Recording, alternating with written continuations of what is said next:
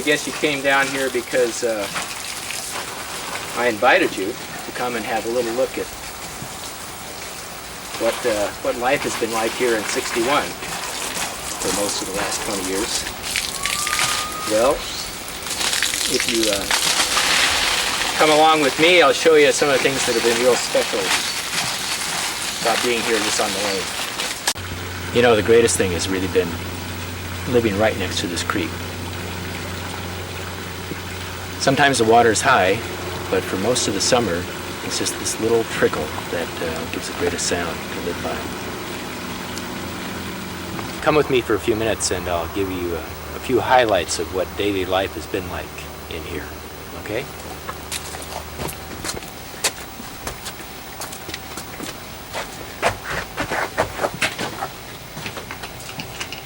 Here's the room where I spend probably half my day, beginning of each day and the end, of course. And what's great about it is that it's got this nice window out here. It looks out onto the forest and the fresh air comes in. This window's broken, it doesn't close all the way now. I'll let the next guy fix that. And then I got my TV and the desk and clothes and some books and tapes and a little corner here for sitting. Here's the drawers where I keep some stuff like my stopwatch, and this one has some spare shoelaces for the hiking boots, and here's where I keep all the warranties for all this stuff, VCR, hibachi. Save up my quarters so I can go to the laundromat. And over here, these are just some files and stuff. Someone gave me this little IBM thing, says Think. And over here, keep socks in this drawer and t-shirts in this drawer. And shirts and sweaters down there.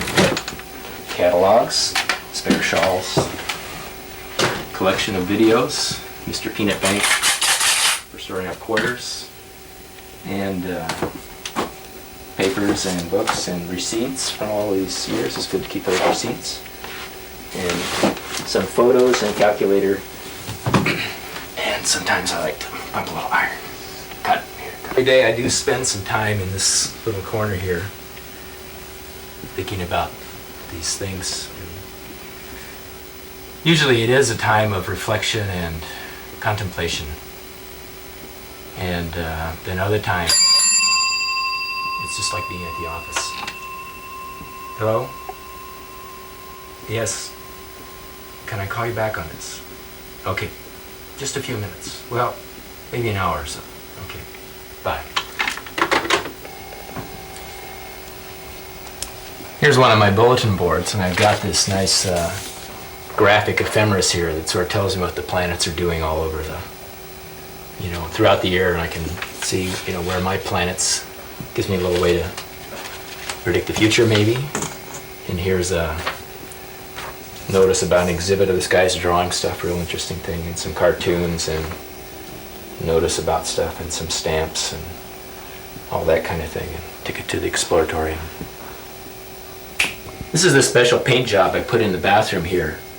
I made it all blue, and then I started spattering it with some of the colors. I tried slinging things at it. And what I found out is that the best thing is a toothbrush. I thought, what makes stuff spatter in the bathroom? And that's just a toothbrush like this. I don't use this one actually anymore because, I used it to spatter some. So, why not come with me now and I'll show you the ironing board. The ironing board I was telling you about. It's really great having this just right built in. You don't have to worry about where it's going to store you. They don't do this anymore in these modern apartments. But it's got this one that you can iron your pants and your shirts, late for work. And then it's also got this little one here, which is really great for ironing the pants of very short people, or at least part of it. And then when I'm having a party, I like to turn on these Christmas tree lights in here. And it has these great faucets, unambiguously, H and C, no mixing things up. You get hot water or you get cold water. And you don't have to worry about, is it lukewarm or warm enough, whatever. And then plenty of room to have pots and pans and all that. Here's a nice window. Paul put this window in. This window he got from Point Arena. And then there's this tree out there that I got from Skyline in 1971, and you can go out there, you can count the branches and see how many years it's been since then.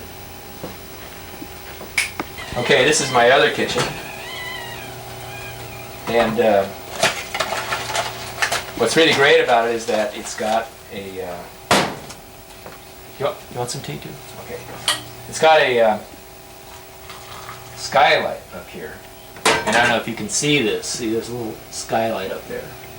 And it's a really nice thing to have in a kitchen, because in the morning the sunlight comes through here, through the windows. I see the bamboo, and during the winter, all these trees are have no leaves, you know, and I can see all the way across to the golf course across the creek. So, anyway, this is my kitchen, and in the morning, this is where I spend my time, and I always have a little buttermilk in the fridge, and half and half, and some yogurt. And, I've been into these whole wheat tortillas a lot lately too. And Tom's watermelon down there. This freezer unfortunately doesn't freeze. I've been trying this Seneca 100% natural grape juice on site. I've had this painting ever since it was completed in about 1973. It was done by Karen Hill when she was living in San Francisco on Russian Hill. She was a painting student at the Art Institute, and she had this view out of her place across the bay and Mount Tam and these other mountains, and blue sky above. And ever since I've had it here, it's been absolutely tireless. That is, I never get tired of it, and the room really even seems claustrophobic without it. Over here's the other half of my house. I've been renting this for a couple of years now. And this I use as kind of a studio and workspace. And up here's some Polaroids that shot around here, worked on.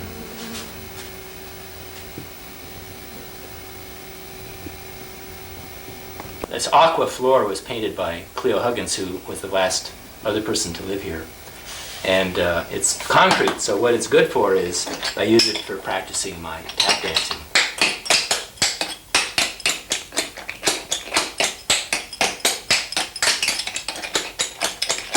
All those chugs and railroads.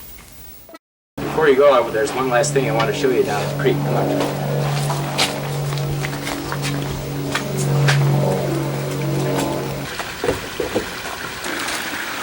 Actually, all I wanted to show you was just how nice it is to be here down in the creek bed and by the water, where it's quiet, just the running of the waterfall.